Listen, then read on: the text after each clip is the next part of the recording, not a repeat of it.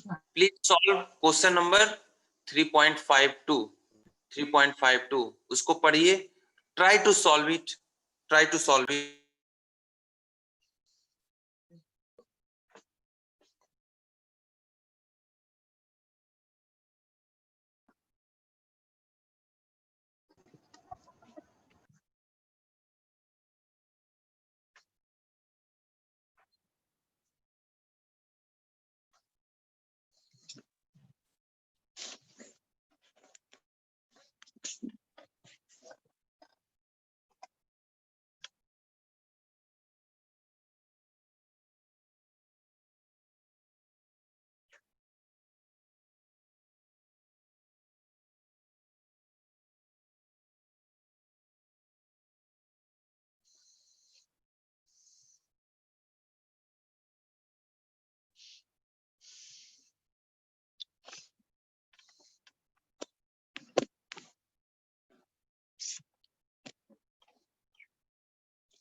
The figure shows that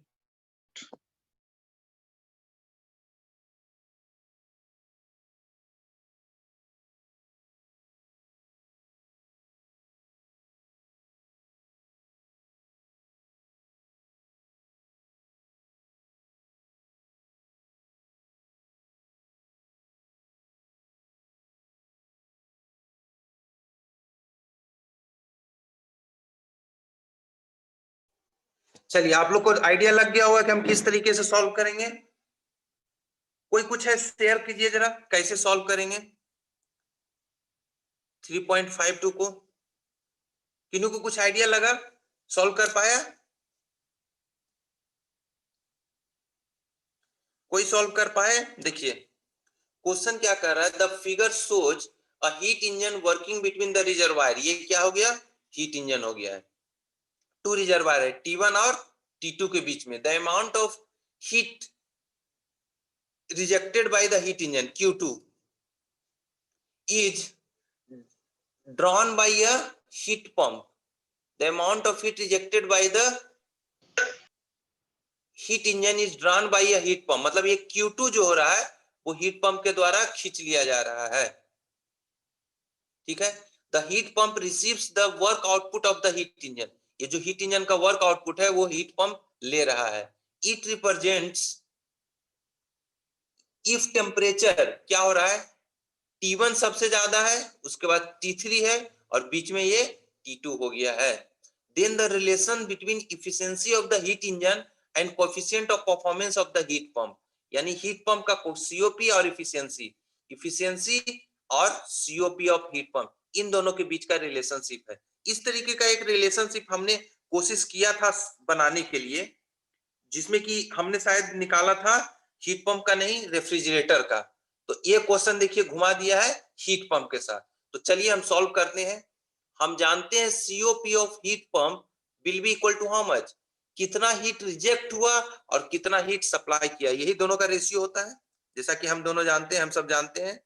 तो बताइए ये कितना हो जाएगा, कितना हीट रिजेक्ट हो रहा है यहाँ पे, Q3 अपॉन W, यही होगा Q3 upon W, Q3 upon W, यही होगा सीओपी ऑफ हीट पंप। अब बताइए Q3 upon W, Q3 upon W। अब Q3 जो है वो Q3 किसके बराबर है, कितने के बराबर है बताइए। इसको हम लोग कैसे रीअरेंज कर सकते हैं Q3 को, तो हम लोग क्या लिख सकते हैं, Q3 को हम W के टर्म में अगर ऐड करना चाहें तो कितना हो जाएगा, Q2 प्लस W लिख सकते हैं। ये Q3 जो हो जाएगा summation of this plus this होगा, तो Q2 plus W upon W लिख सकते हैं, Q2 अपॉन W ये लिख सकते हैं। तो ये कितना हो जाएगा बताइए, 1 प्लस Q2 अपॉन W लिख सकते हैं, 1 अपॉन Q2 अपॉन W लिख सकते हैं, Q2 अपॉन W। या हम ऐसा करते हैं, छोड़िए इतना लिखने की जरूरत नहीं है, ये Q2 प्लस W है, बताइए इससे हम लोग सीधे लिख सकते हैं, डायरेक्ट एक आ जाएगा, ये Q2 हो गया और ये W, दोनों का समेशन क्या देगा, Q1 देगा या नहीं देगा हीट इंजन के लिए। तो ये कितना हो जाएगा, Q1 अपॉन W, इसको हम लोग उल्टा कर देते हैं, 1/W/Q1। तो बताइए W/Q1 is half what, efficiency है या नहीं है, इफिशियंसी है या नहीं है। देयरफॉर क्या हो जाएगा, efficiency to the power -1। So what is question, question क्या कह रहा है कि सीओपी ऑफ हीट पंप, हमें यही पूछना था, COP of heat pump is, तो क्या हो जाएगा, COP of heat pump is option A, option A will be the correct answer. देखिए ऑप्शन ए आ रहा है, जैसे ही ऑप्शन ए आए आप प्लीज गेट एश्योर, एक बार जरूर अपना सॉल्यूशन चेक कीजिएगा, और इसमें कहीं भी कोई शॉर्टकट मत मारिएगा प्लीज। आप लोग होता क्या है कि शॉर्टकट, ये 2 स्टेप क्या कर दिए, गायब कर दिए, उसके कारण आपका मिस्टेक होने का चांसेस बढ़ जाएगा। एग्जाम में तो जितना इलेबोरेट करके रखिए, जितना स्लोली इलेबोरेशन, क्योंकि टाइम आपके पास, इसके लिए पता है कितना टाइम रहता है, 3 मिनट। अब बताइए 3 मिनट क्या आपको लगेगा, नहीं लगेगा, ज्यादा से ज्यादा 2 मिनट, ऐसा क्वेश्चन लगेगा तो 2 मिनट से ज्यादा आप नहीं सॉल्व कर पाएंगे जब आप फ्लो में रहेंगे, तो आपके पास टाइम की कोई कमी नहीं है। अब जैसे इसका बताओ 1 से 1.5 मिनट, इसमें भी तो 1.5 मिनट 1 मिनट बच रहा है, हर एक क्वेश्चन में 1 मिनट बचेगा ही बचेगा। देयरफॉर आपको वरीड नहीं करना है टाइम के बराबर, एक में कम लगेगा दूसरे में ज्यादा लगेगा। So which is the correct answer, option A is the correct one, option A is the correct one, option A is the correct one. So now please go through the question number 3.52, 3.52 होगा ना, 3.51, 52 तो हो गया, 3.51 ये वाला question जाइए, इसको हम लोग एक स्क्रीन पे ले आते हैं ताकि आप जूम करके पढ़ सकें।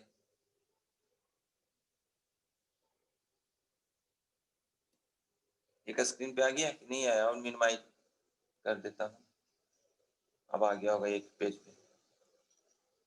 हाँ देख लीजिएगा, अब आप पढ़िए, क्योंकि आपको तो विजुअल हो जाता है, जूम करके आप पढ़ सकते हैं।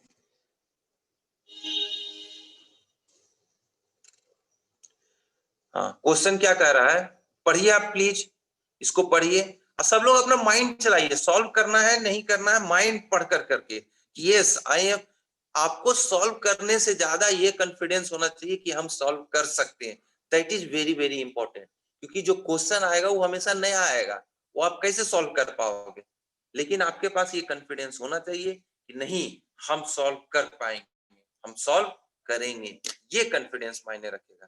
सो प्लीज रीड डाउन 3.51 क्या कहता है, ये देखिए 2019 में भी 3 मार्क्स का पूछ रहा है, देखिए ध्यान रखिए 2019 में भी कितना है, 2 + 1 3 मार्क्स, 20 में भी 3 मार्क्स, 18 में देखते हैं 2 मार्क्स।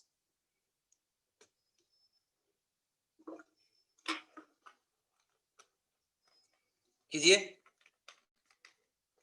आप सोचिए इसको कैसे होगा, जो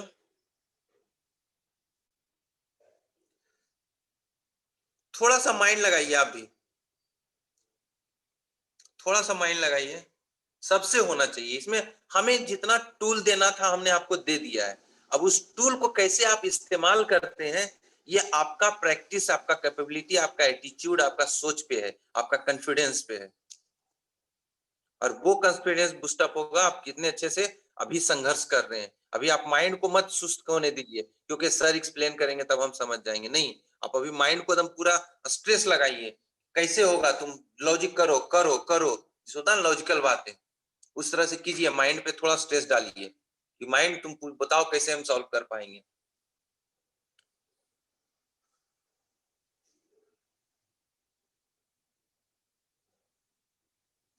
तो देखिए क्वेश्चन क्या कह रहा है, क्वेश्चन पढ़िए फिर से, हम आपको दे रहे हैं टाइम, कोई दिक्कत नहीं, अब सबको सॉल्व होना चाहिए, हमारा ये मतलब है, आपको फाइनल आंसर नहीं मिलना चाहिए, फाइनल आंसर हम नहीं बोल रहे हैं उतना कैलकुलेट करने के लिए, if you can calculate that's a good, but solution please कोई नहीं देखेगा कि अरे सॉल्यूशन में तो अच्छा, हाँ इसी से सॉल्यूशन में हो सकता है किलो जूल को हटा दे नहीं हटा दे, छोटी छोटी बातें जो फंसने वाली होता है वो सॉल्यूशन में नहीं पता लगता है जब तक कि आप खुद नहीं सॉल्व करोगे, हम यहाँ पे आइडिया दे रहे हैं और उसके बाद हम सॉल्व करके दिखा रहे हैं, जहां जहां आपको गलती करोगे हम उसको पॉइंट आउट करके दे रहे हैं, फिर आप खुद से सॉल्व कीजिए, फिर उसको पॉइंट आउट कीजिए।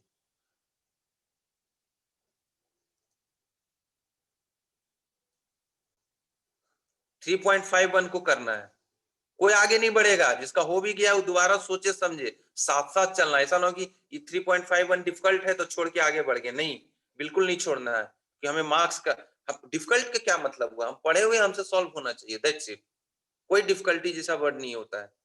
चलिए हम पढ़ते हैं।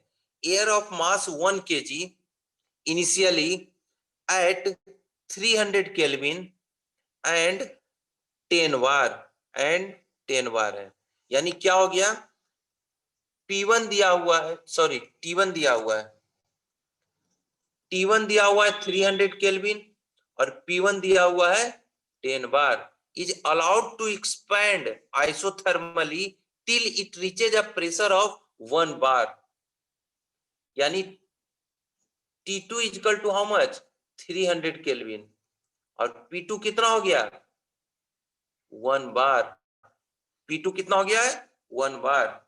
उसके बाद क्या कह रहा है कि assuming air as an ideal gas with gas constant R दिया हुआ है, R कितना दिया हुआ है, R of air 0.287, देखो जहां जहां जरूरत पड़ रहा है डेटा दे रहा है, जहां जहां जरूरत पड़ रहा है दे रहा है, हालांकि नहीं भी देगा तो आपको याद रखना होगा।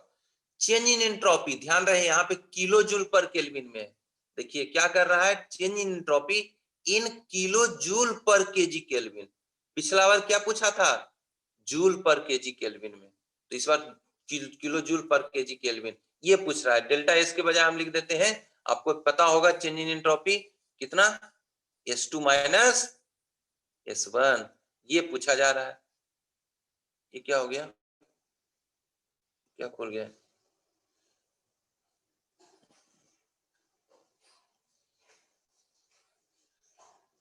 S2 माइनस S1, एक मिनट कुछ खुल गया ऑटोमेटिक, हाँ सही है,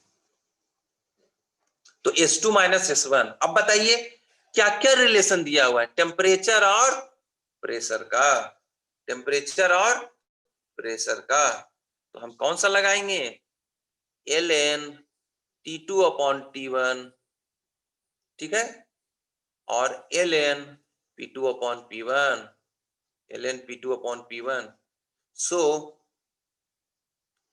इसमें कितना आ जाएगा Cp और इसमें कितना आ जाएगा R।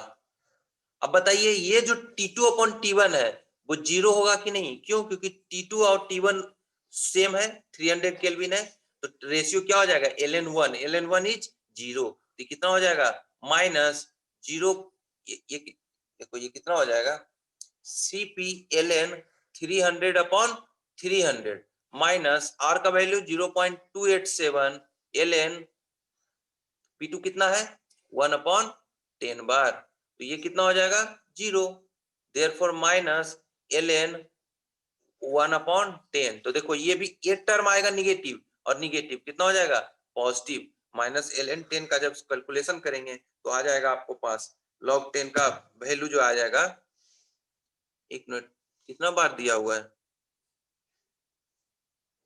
10 बार ये ना,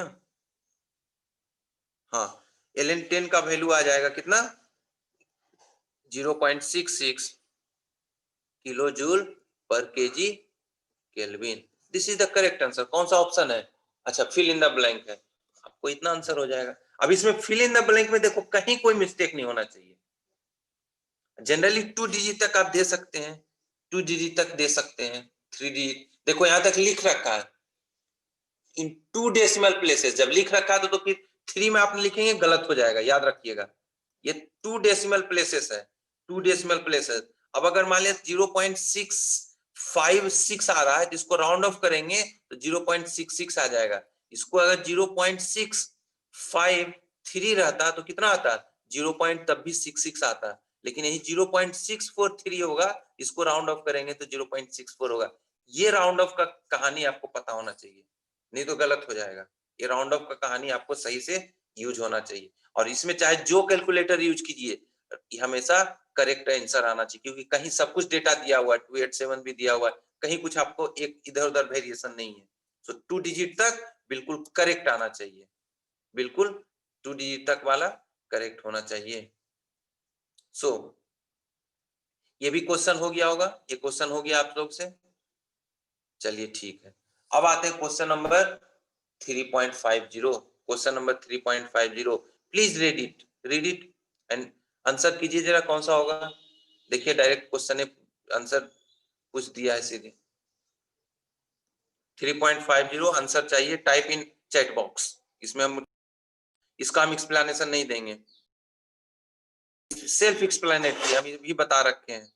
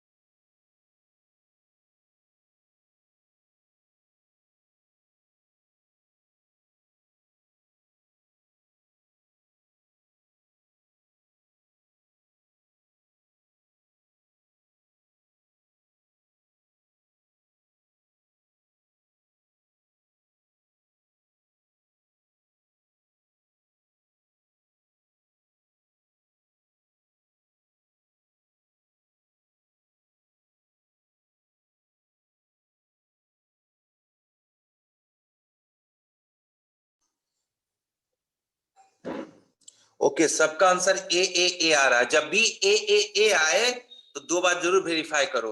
हालांकि करेक्ट आंसर क्या होगा, ए होगा। इसमें क्या है, तो अभी हमने बताया ही है, इसमें कोई एक्सप्लेनेशन है ही नहीं। A is the correct answer. Very good, go to the question number 3.49।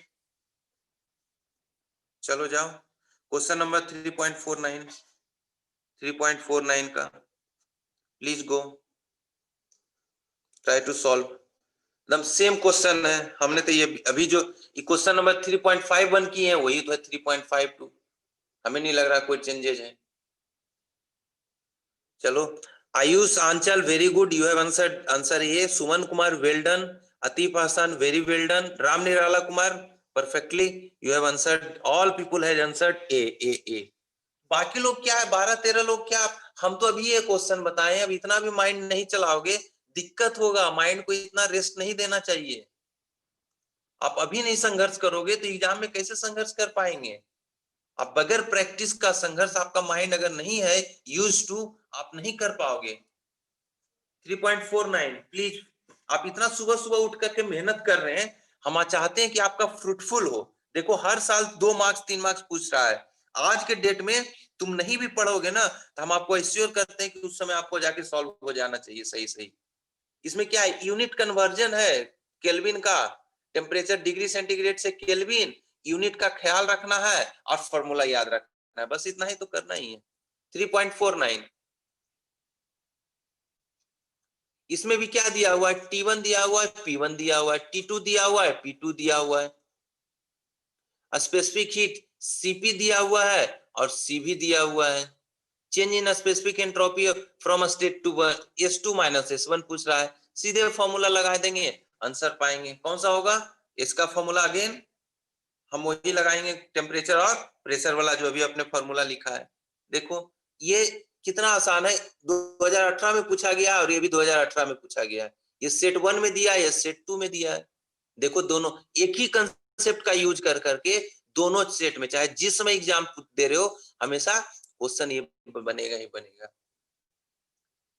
ठीक है, तो हो जाएगा, सेम आंसर हो जाएगा। इसी फॉर्मूला को यूज करते हुए आप इसको सॉल्व कर लेंगे, इसी फॉर्मूला को यूज करते हुए आपको सॉल्व हो जाएगा। इसको हम स्केप करते हैं, इसका जो सॉल्यूशन हो जाएगा सेम फॉर्मूला है, कहीं कोई दिक्कत नहीं है। क्या हम लिख देंगे, CpLn, हमको याद हो गया formula, minus Rln P2 upon P1। सब कुछ सब्स्टिट्यूट कर दीजिए। कितना है, Cp दिया हुआ है 1 ln 600 अपॉन 300 माइनस R का वैल्यू है 0.3 दिया हुआ है। R कितना होगा बताइए, R कैसे यहाँ पे निकालेंगे, R हो जाएगा Cp माइनस Cv, तो 1 माइनस 0.7 कितना हो जाएगा 0.3। तो ये ln P2 कितना हो जाएगा, P2 हो गया है 500 अपॉन 100, जब आप कैलकुलेट करोगे तो 0.21 kilo joule per KG kelvin आ जाएगा, 0.2 पर केजी केल्विन आ जाएगा। ओके,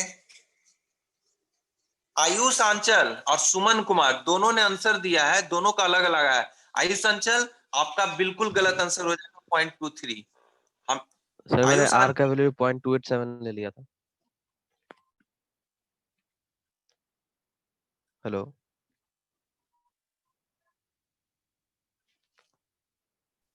हाँ, तो ये देखो, ये अब गलती सुधार पता लग गया ना कि क्वेश्चन में देखो ऑलरेडी दिया हुआ है सीपी माइनस सीवी, तो इसीलिए ध्यान से रखना है क्योंकि उसको पता हो जाता है कि कहाँ कहाँ है। तो आप डायरी में नोट कर लीजिए कि आर का वैल्यू जब तक नहीं देना, बाकी दूसरों लोगों के लिए भी ध्यान रखना है कि ये मिस्टेक नहीं करना। आप सोचो, मान ली खूब मेहनत किया और 1 मार्क्स, ये तो निगेटिव मार्किंग नहीं है तो चलेगा, 1 मार्क्स, पता है 1 मार्क्स में कितना रैंक आपका भाग जाएगा? अगर टॉप रैंकर में रहोगे, टॉपर्स में, तो आपका कम से कम 10 से 50 रैंक भाग जाएगा। अगर बीच में रहोगे तो 2000 से 5000 के बीच में रैंक आ जाएगा डिफरेंस, 1 मार्क्स के कारण। अब बताओ, तुम्हारा और 5000 जो डिफरेंट आ रहा है, कोई फर्क नहीं है, बस ये दिक्कत है। इसीलिए जो गेट टॉपर्स भी होते हैं वो बहुत इंटेलिजेंट और बहुत मेहनत नहीं करते हैं। जितना आप मेहनत करते हो उतना ही वो भी मेहनत करते हैं, लेकिन वो गलती कम करते हैं। सो आप इस बात को कहीं, आयुष, अपना डायरी में जरूर नोट डाउन कर लो कि अगली बार ये गलती नहीं करना है, तभी ना सुधरोगे। मतलब यस अगला बार गलती नहीं होगा, ठीक है ना आयुष? Yes sir. हाँ, दूसरे लोग भी, हमें अपने आप को सुधारना है। गलती उसमें जब मिनिमम, जितना मिनिमम कर लो, क्योंकि आपके पास सब लोग सीखे होते हैं और सारे लोग अटेम्प्ट लेते हैं क्वेश्चन। ये क्वेश्चन अटेम्प्ट ले रहे हो मतलब आपसे सॉल्व हो रहा है। चलिए ठीक है, वेरी वेल डन। चलो नेक्स्ट कौन सा हो जाएगा? 3.48 कीजिए। 3.48, 3.48 सेम तो होना चाहिए, 3.48 में भी सेम ही क्वेश्चन है। 3.48 सेम क्वेश्चन होना चाहिए, 3.48 में भी सेम ही क्वेश्चन है, 3.48 में भी सेम क्वेश्चन है। लेकिन देखो यहाँ पे क्या दिया हुआ है, P1 दिया हुआ है 1 बार और T1 दिया हुआ है 300 केल्विन, P2 दिया हुआ है 500 किलो पास्कल। नहीं, कौन सा हम देख रहे हैं? हाँ, 2 बार, हम डेटा भी हम दूसरा दूसरा रीड कर लेते हैं। 2 बार दिया हुआ है और टेम्परेचर दिया हुआ है T2 300 केल्विन। तो बताओ ये टेम्परेचर कांस्टेंट है तो क्या हो जाएगा? जो S2 माइनस S1 वाला ln T2 अपॉन T1 क्या हो जाएगा? ये 0 हो जाएगा। तो सिर्फ आ जाएगा R ln P2 upon P1। तो R का वैल्यू दिया हुआ है क्या? आइडियल गैस देखो, R दिया हुआ है तो 287 और ln कितना हो जाएगा? 2 अपॉन 1। जितना आंसर आ जाएगा उतना ही आंसर होगा। अगर ये आंसर देखोगे तो कितना आ जाएगा? ln 1, ln 2 का वैल्यू, तो इसका कुछ आता है, माइनस है ना, माइनस आ जाएगा यहाँ पे, minus 198.93 kilo joule per KG kelvin हो गया answer. Very good Atif, very good, well done. आप लोग सारे लोग मेहनत कर रहे हैं, अब मेहनत करते रहिए, बिल्कुल फल मिलेगा एकदम, उसके लिए घबराना नहीं। आप इंडिविजुअल देखिए, एकदम छोटा छोटा पोर्शन, एंट्रोपी से जो क्वेश्चन पूछा जाएगा उससे आपको नहीं सॉल्व, छूटना नहीं चाहिए, एकदम 100% करेक्ट होना चाहिए। आप ये मन में आज बैठा लीजिए कि चाहे 2021 में दे, 2022 में दे, 2024 में दे, एंट्रोपी से कोई क्वेश्चन नहीं छूटना चाहिए। हमें नहीं पता गेट होगा कि नहीं होगा, लेकिन एंट्रोपी से क्वेश्चन पूछ दिया, हम नहीं छोड़ने वाले हैं। ये आपका एटीट्यूड इस तरह से बनाइए, हर एक इंडिविजुअल छोटा छोटा टुकड़ा में। चलिए 3 पॉइंट कौन सा था? 48 किए थे ना, 3.47 पढ़िए, 3.47 पढ़िए, 3.47 पढ़ा जाए। आप स्क्रीन को प्लीज जूम कर लेना, एक्चुअली हम लिखने के लिए हम थोड़ा छोटा कर रखे हैं ताकि साइड में हम नोट डाउन में, ये पीडीएफ है ना इसलिए साइड में यहाँ पे हम लिखने टाइप करते हैं, अगर ये बड़ा हो जाएगा तो यहाँ पे टाइप करना सही नहीं रहेगा, हम इसीलिए रखे हुए हैं छोटा स्क्रीन। खैर 3.47, 3.47, 3.47 पढ़ा जाए, 3.47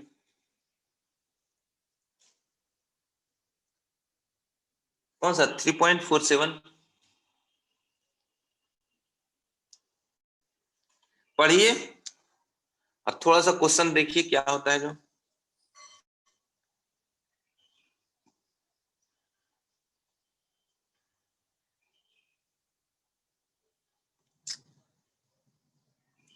बिल्कुल नहीं घबराना है। एकदम जितना वो ट्विस्ट करे, आपके पास तो सारा नॉलेज है ही है, वो ट्विस्ट करे, आप एंजॉय कीजिए, वो जितना घुमाना है घुमाओ।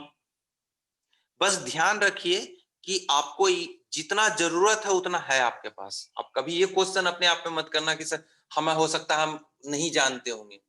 आप उसी टूल का यूज करके आपसे सारा क्वेश्चन सॉल्व हो जाएगा। अब बस टूल कैसे यूज करना है ये आप सोचिए, माइंड लगाना है।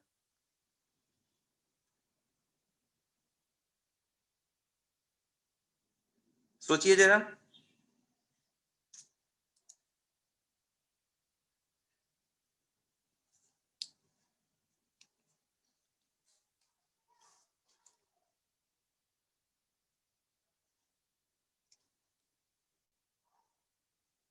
हम दे रहे हैं टाइम, आप सोचिए। बिल्कुल सोचना है, नो प्रॉब्लम। जितना आपके पास टूल अवेलेबल है उतना से होगा। 1 मिनट लीजिए, 2 मिनट लीजिए, 4 मिनट लीजिए, हमें कोई प्रॉब्लम नहीं है, लेकिन आपको सॉल्व होना चाहिए। सॉल्व इन द सेंस आपको कॉन्फिडेंस होना चाहिए कि yes I will solve it. Time लीजिए।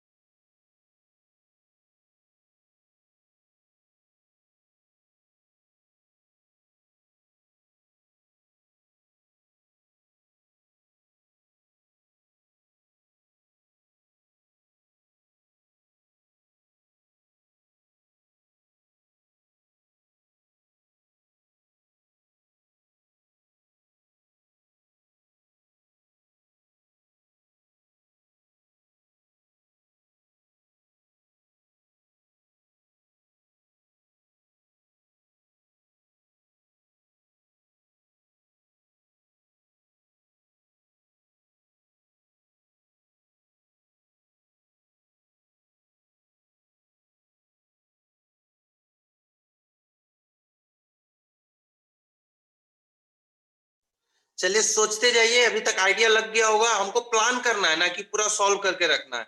कौन कौन सा स्टेप फॉलो करेंगे उसको हम अभी 1 मिनट और देते हैं, 1.5 मिनट, तब तक सोचिए, फिर हम एक्सप्लेन करेंगे।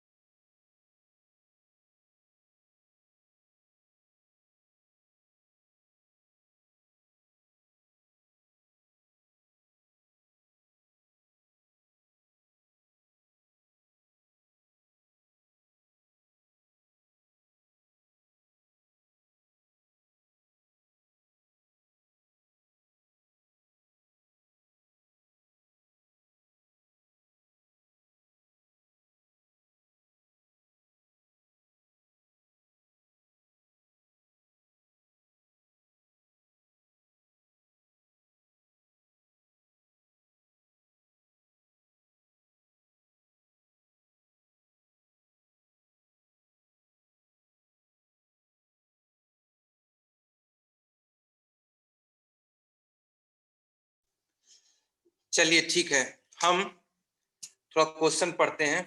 क्वेश्चन क्या कहता है? क्वेश्चन क्या कह रहा है कि कौन सा क्वेश्चन था, हाँ 47, 1 kg of an ideal gas constant दिया हुआ R equal to this much, CV भी दिया हुआ है, at 1 bar and 300 Kelvin is contained in a sealed rigid cylinder. During an adiabatic process 100 kilojoule of work done on the system. Increase in entropy आपको निकालना है, increase in entropy आपको निकालना है। अब देखिए हमें क्या दिया हुआ है कि एक रिजिड वेसल दिया हुआ है, सपोज हमने के ले लिया है रिजिड वेसल है। अब रिजिड वेसल है जिसमें कि इसका पहला क्या था, इसमें दिया हुआ है P1 दिया हुआ है 1 बार, 1 बार, और T1 दिया हुआ है 300 केल्विन, और क्या दिया हुआ है, R दिया हुआ है 400 joule per KG kelvin, CV का भी वैल्यू दिया हुआ है 1000 जूल पर केजी केल्विन। इसको मिटा देते हैं सब लाइन को। सो इसमें जो वर्क डन है, इसमें जो वर्क डन है, देखिए ये क्या हो रहा है, रिजिड है। जैसे ये रिजिड है तो बताइए ये कौन सा वर्क होगा, पीडीवी वर्क तो 0 हो जाएगा, लेकिन ये वर्क बोल रहा है कि 100 किलो जूल है। बताइए जब V1 इक्वल टू V2 है तो पीडीवी वर्क कितना हो जाएगा, 0। तो किस टाइप का वर्क हो रहा है यहाँ पे, यहाँ पे हो रहा है स्टीयरर वर्क, यानी यहाँ पे हम क्या लगा रहे हैं, एक हमने स्टीयरर लगा दिया है और ये रोटेट हो रहा है, जिसके कारण इस पे वर्क डन हो रहा है, इस सिस्टम पे, इस फ्लूइड पे, सिस्टम पे वर्क कर रहा है। सो यहाँ पे ये नहीं घबराना है कि जब वॉल्यूम कांस्टेंट है तो वर्क कैसे हो रहा है, देखिए एक स्टीयरर के द्वारा वर्क हो रहा है। अब इस वर्क के कारण कितना हमारे पास क्या क्या पूछा जा रहा है, इंक्रीज इन एंट्रोपी हो रहा है, इंक्रीज इन एंट्रोपी। तो बताइए इंक्रीज इन एंट्रोपी अगर हम निकालना चाह रहे हैं तो कैसे निकालेंगे, हमारे पास टेम्परेचर T1 है और जब वर्क करेंगे तो अगर हमारे पास टेम्परेचर है पता, P1 भी पता है, V1 हमें पता है क्या, वॉल्यूम दिया हुआ है, वॉल्यूम नहीं दिया हुआ है, V1 नहीं पता है, लेकिन हमको पता है V1 इक्वल टू V2 पता है। तो बताइए कौन सा फॉर्मूला लगाना ज्यादा आसान है, अगर T और V वाला चूज करेंगे ना तो वॉल्यूम वाला टर्म अपने आप नेग्लेक्ट हो जाएगा। क्यों, क्योंकि ln V2 अपॉन V1 क्या हो जाएगा, 0, और हमारे पास T1 का सिर्फ टर्म बचेगा। तो हम कौन सा चूज करते हैं, ln T2 upon T1 plus इधर क्या हो जाएगा ln V2 अपॉन V1, इस पे आ जाएगा R तो इधर आ जाएगा CV। तो ये वाला टर्म अपने आप 0 हो जाएगा, क्यों, क्योंकि V2 इक्वल टू V1 दिया हुआ है, V2 इक्वल टू V1 दिया हुआ है। Therefore CV का टर्म दिया हुआ है, देखो CV 1000 joule per KG kelvin हो जाएगा, ln T2 नहीं पता है लेकिन हमें T1 पता है, T1 कितना है 300 केल्विन। तो हम अगर अगला टास्क क्या बता रहा है कि T2 को हम लोग कैसे फाइंड आउट करें, T2 अगर हमारा निकल जाएगा तो हमारे पास प्रॉब्लम सॉल्व हो जाएगा। तो T2 के लिए क्या होगा, हम इस पे वर्क एनर्जी है तो हमारे पास क्या हो जाएगा, एक देखिए इंसुलेटेड भी है क्या, आइडियाबेटिक प्रोसेस है, देखिए आइडियाबेटिक प्रोसेस है। तो जैसे ही हम लगा देंगे एक प्रोसेस के लिए 1 to 2 equal to du plus dw 1 to 2। अब बताइए ये क्या है, 0 है, तो du 1 to 2 प्लस ये work done on the system है ना, work done on the system, ध्यान दीजिए लैंग्वेज पे, work done on the system. तो ये ऑन द सिस्टम के कारण यहां देखिए ऑन द सिस्टम है तो ये निगेटिव हो जाएगा कितना, 100 kilo joule. Therefore du 1 to 2 will become plus 100 kilo joule, 100 kilo joule. तो U2 बताइए du कितना हो जाएगा, CV T2 minus T1 equal to 1000, 100 है कि 1000 है, 100 है, इक्वल टू 100। तो बताइए T2 विल बिकम कितना, T1 प्लस कितना हो जाएगा 100 अपॉन CV। तो हमें T1 भी पता है, CV दिया हुआ है, तो जब आप T इसको सब्स्टिट्यूट करके कैलकुलेट करेंगे तो कितना आ जाएगा, आपके पास आ जाएगा T2 इक्वल टू 400 केल्विन। तो हमने T2 भी कैलकुलेट कर लिया, देयरफॉर चेंज इन एंट्रोपी हमारे पास आ जाएगा, वो आ जाएगा 287.682 जूल पर kelvin. So this is the answer, so this is the answer. देखिए यहाँ पे क्या कर दिया था, बस स्टीयरर वर्क का यूज कर दिया था, वर्क का यूज कर दिया था। सो इसमें कोई दिक्कत हमें नहीं लग रहा कोई दिक्कत हुआ होगा, ठीक है। इस प्रॉब्लम में देखिए थोड़ा सा इसमें ट्विस्ट कर दिया है, एक फर्स्ट लॉ का भी यूज कर लिया प्रोसेस, प्लस सेकंड लॉ का यूज कर दिया। हाँ बोला सर स्टेरर वर्क का जो वर्क डन कैसे निकालते हैं सर? हाँ वो भी है, उसका एक न्यूमेरिकल है, उसमें सीधे रहेगा स्टीयरर वर्क का क्या होगा, रोटेशन के द्वारा, यस ये यस जो सर, इन रोटेट दिया कर रहता रहा है। है। हाँ यस हाँ, सर। उसका एक प्रॉब्लम शायद गेट में पूछा हुआ है, चलिए हम उसका आपने याद दिलाया, हम वो भी प्रॉब्लम हम ढूंढ करके निकालेंगे और हम कल उसका भी सॉल्व कर देंगे, ठीक है। हमें एक बार यस याद सर। दिलाना उस प्रॉब्लम को। चलो स्टीयरर वर्क का एक बार शायद न्यूमेरिकल हमें जहां तक याद है पूछा है, उसमें सीधे होता है स्टीयरर वर्क का मतलब क्या हो गया, रोटेशन होता है, स्टीयरर वर्क का मतलब रोटेशन हो जाता है। तो रोटेशन वर्क डन कैसे होगा, टॉर्क इनटू रोटेशन से हम लोग निकाल देते हैं, वर्क डन सीधे हो जाएगा टॉर्क इनटू रोटेशन, जिससे होता है ना। देखो अब अगर इसका आप बोले हो, हम थोड़ा सा ब्रीफ कर देते हैं।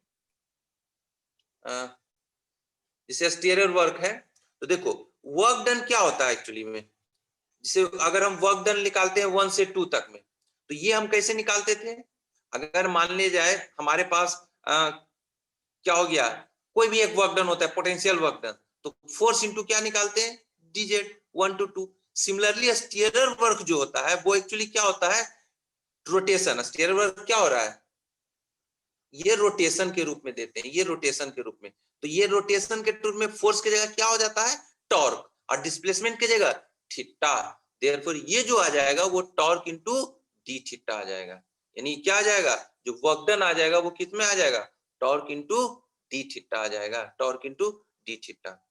अब बताइए टॉर्क हमें अगर पता होगा और थीटा हमें वो कितना पता हो जाएगा, थीटा जनरली कितना दिया हो रहता है रोटेशन के हिसाब से, 1 आरपीएम 2 आरपीएम। अगर मान लिया जाए देखियो थीटा 1 रोटेशन है, अगर 1 रोटेशन हुआ तो बताइए थीटा कितना कवर होगा, ये 1 रोटेशन होगा तो सपोज थीटा कितना कवर हो जाएगा, 360 थीटा इक्वल टू 2 पाई होगा। 2 पाई। सिमिलरली अगर n रोटेशन होगा तो कितना थीटा हो जाएगा, 2 पाई n हो जाएगा, या नहीं होगा ना। तो ये कितना हो जाएगा, n टाइम्स हो जाएगा ना, थीटा कितना होगा 2 पाई इंटू n, कितना रोटेशन है जो, तो उस तरीके से वर्क डन जो हो जाएगा। अब ये बताइए work done on the system हमेशा होता है, स्टीयरर वर्क हमेशा सिस्टम पे काम किया जाता है, तो माइनस हम लिख सकते हैं टॉर्क इनटू 2 पाई n। तो इस तरीके से ये कितना आ जाएगा, इस केसेस में आ जाएगा 100 किलो जूल, अगर कैलकुलेट पूछने आएगा तो, ठीक है। चलिए हम इसमें ढूंढेंगे, एक या दो क्वेश्चन कभी पूछा है, उसको अगर मिल जाएगा हम याद करेंगे, आपने अच्छा याद दिलाया है, उसका भी हम क्वेश्चन कर देंगे। ऐसे क्वेश्चन समझ गए होंगे आप, क्वेश्चन ढूंढ करके बना लेना, यही कंसेप्ट का यूज करके, इतना ही कंसेप्ट ही है, टॉर्क इनटू रोटेशन, एक रोटेशन 2 रोटेशन, उसके यूज करके बन जाएगा, ठीक है।